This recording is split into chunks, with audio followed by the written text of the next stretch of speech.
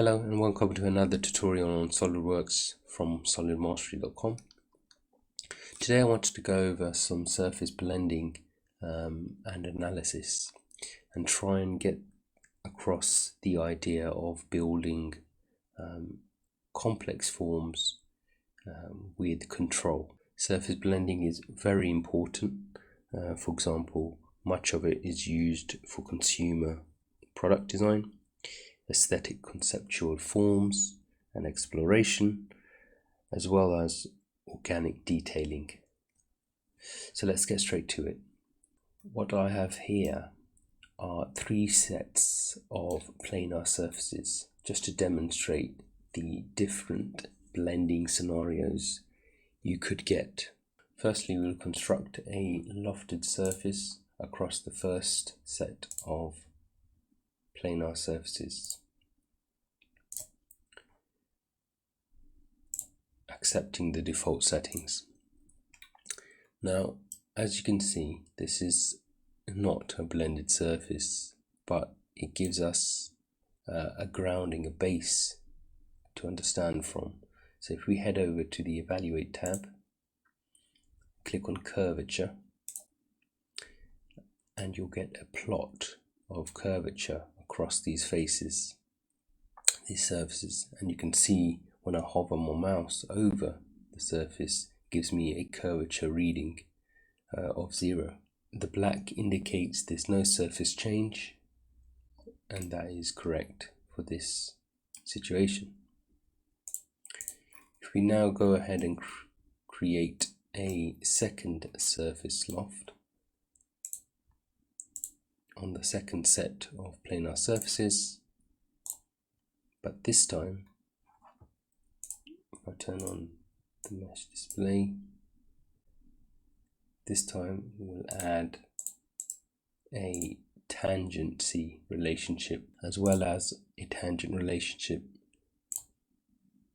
for the end constraint. Notice how you get a sweeping surface that is often desirable in surface design.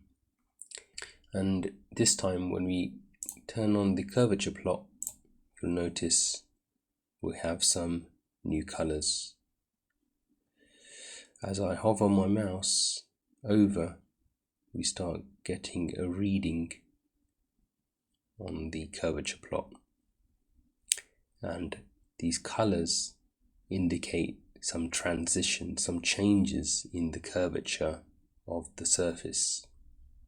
It's also worth mentioning there is a clear, hard transition between the planar surface above and the newly created lofted surface below. This is indicated by the change in color and abruptness. To overcome this shortcoming in relationship between these surfaces and create a truly blended surface, we can create a new surface with curvature relationships. We head over to the start constraint and you'll see a curvature to face constraint that we can add both to the start and end edges. Accept that. Now if we turn the curvature plot on again, we'll see something very similar but different. This time, whilst we still have the transition colors and different curvature readings, you'll notice that you have a more gradual blend between the initial planar surface and the newly created surface loft. If you look a little bit closer, we can notice that there is some black in this newly created surface blending into a blue, purple, and then the green further down. This is the kind of blended surface you would be aiming for for most organic applications. I hope this tutorial has helped with some basic understanding of surfaces and surface control.